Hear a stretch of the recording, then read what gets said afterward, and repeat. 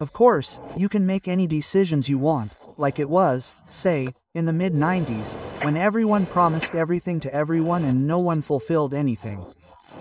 We simply destroyed the economy, the social sphere and the budget process. The regime broke its main oath, to protect the people from the horrors of the damned 90s. Yes, there was a time. Remember how we killed the Belozersk people?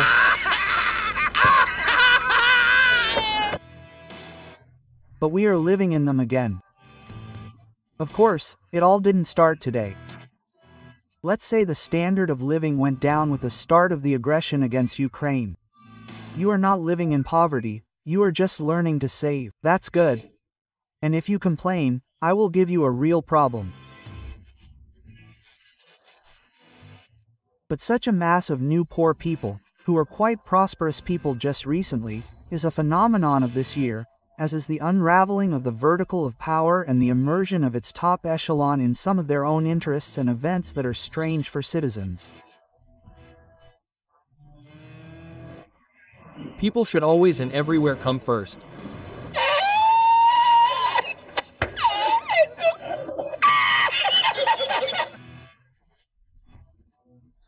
The main state promise of Putin's 20 years were the words that were not written anywhere. The 90s will not be repeated.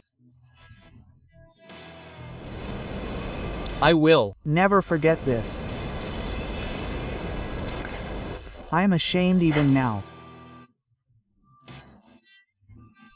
Disgraced and called damned, this decade was supposed to serve until the end of time as a background for the new life granted by Putin, prosperous, orderly and pleasantly old-fashioned.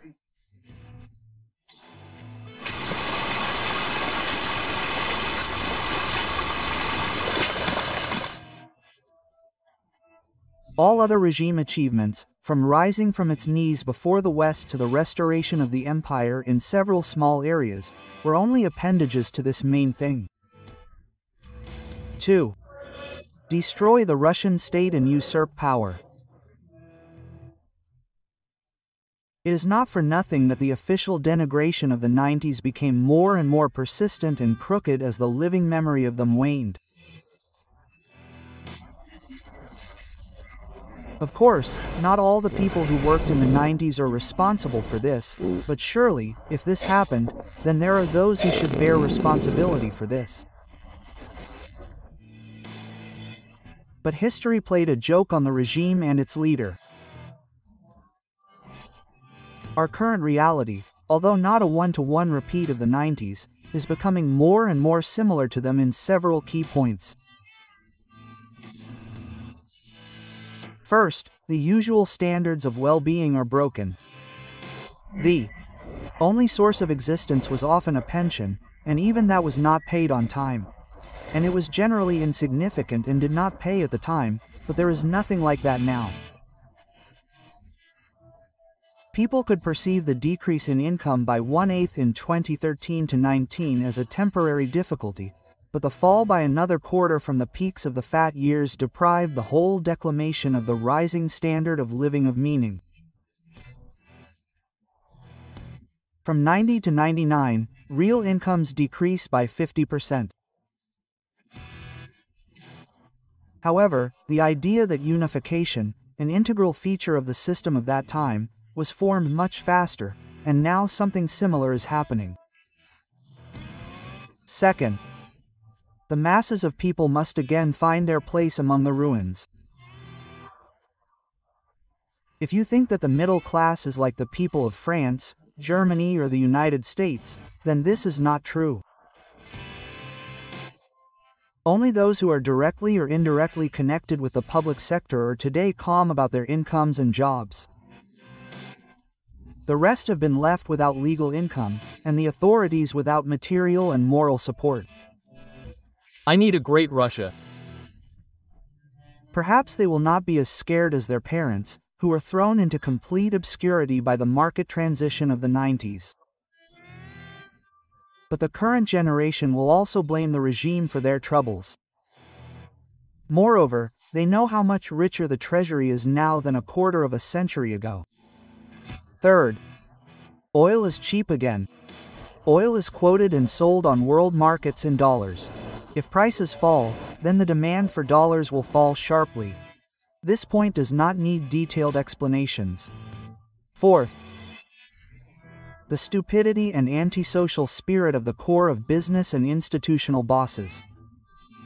Where is this gang of patriots from United Russia leading us? In the 90s, the public scourge was the Red Directors with a management style that was distinguished by authoritarianism, incompetence in legal and financial matters, and unpreparedness for activities in a market environment. And today, almost all managers are categorically unprepared for activities in a market environment. I want to address you, dear friends. Will you work or not? Yes, they were not promoted for this, but the critical mass of incompetence did not accumulate immediately. Only now, in difficult times, everyone sees what a stone this layer hangs around the country's neck. Systemic corruption is only part of his professional incompetence and, perhaps, not even the main one.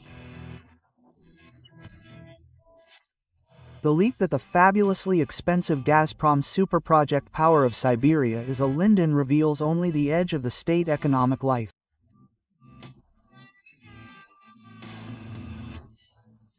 And the difference from the 90s is not in favor of 2020. At least they tried to push the Red Directors out of their positions. Putin's directors of companies and government agencies have never been dismissed. They are still confident in the strength of their positions. Fifth, the highest circle is closed in on itself and does not enjoy any public trust.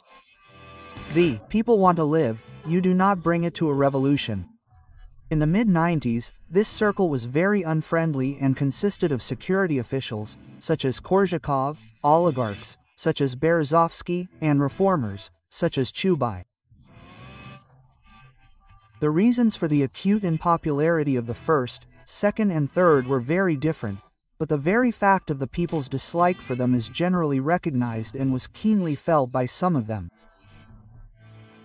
Now the community of magnates is much more homogeneous. It is not immediately clear how, in a social sense, some ex-security official and now oligarch, for example, Sechin, differs from this or that ex-reformer and now political designer, for example, from Kirienko. But the public perception of all of them is constantly deteriorating. True, unlike their predecessors, the current dignitaries are unaware of this circumstance. They are in for surprises. Sixth, the president has been sitting around too long. Amend the country's constitution. Now the presidential elections will be held only in 200 years. This has been almost forgotten. But in the late 90s, almost no one doubted Yeltsin's desire to somehow rewrite the rules and perpetuate his power.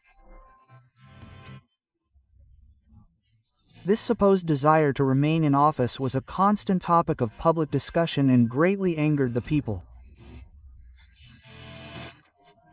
Putin has reached the age of Yeltsin at the time, favorably differing from him in health and tolerable ratings. But there is no sign that the average person wants to see him as an eternal ruler. Happy holiday to you. The fuss at the top, aimed at organizing his irremovability, will irritate citizens in the same way that the fuss around Yeltsin's rule caused. This irritation is not yet as great as it was then, but it is destined to grow and grow. And there are a lot of really stupid people, really stupid people, who say, "What are you talking about? If not Putin, then who?" Quote, "Yes, we don't have anyone else." This is what I think is hopelessly stupid. 2020 is becoming a second edition of the 1990s, although the lower and upper classes, it seems, have not yet felt it. Yes, at their new start, these are the 90s without freedom, without the hopes for a bright capitalist future that were strong at the beginning of that decade, and without the hopes for a strong hand that flared up at the end. But the attempt by the Putin system to cross out everything that happened in those days led the country to a historic failure.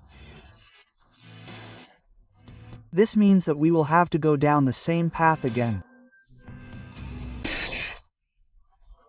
And the first question, as per tradition, I also want to ask our dear regular, guest or already the host, probably, Andrei Mikhailovich Makarov. This is simply a necessary symbol of our breakfast. Andrei Mikhailovich, what is your point of view? What steps should both business and the government take to return to rapid economic growth? Do we have such a chance? And what do you think about the coming year? How can we survive until the next breakfast?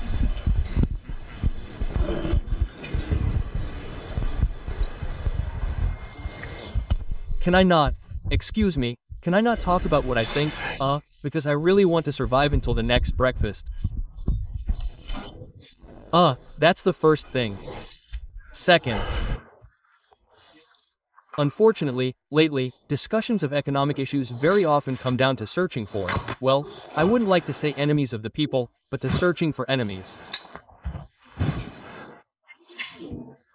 It feels like there are enemies somewhere who are constantly trying to damage business, damage our economy, damage the country. This is mainly due to the ignorance of those who can do nothing more than propose printing money and therefore want to justify the problems that arise by saying that there are horns all around. Andrei Mikhailovich, I apologize. I'm about finishing. Go on. Why do you have that expression on your face, as if they were already coming for me? It's just that. Unfortunately, property rights are still poorly protected. The wars of property claimants do not stop even after court decisions are made.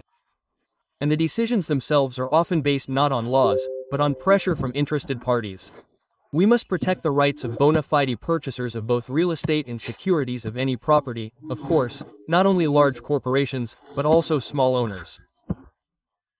By the way, we also have small businesses that have promised to squeak today, both domestic and foreign investors.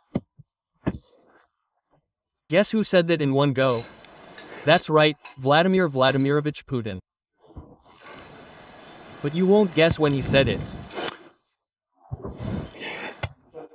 April 3rd, 2001. Now 25 years have passed.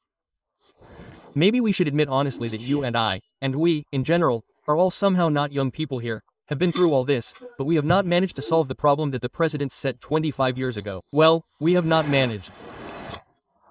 Here's someone saying that the Soviet Union collapsed because there was Gorbachev, Yeltsin and so on.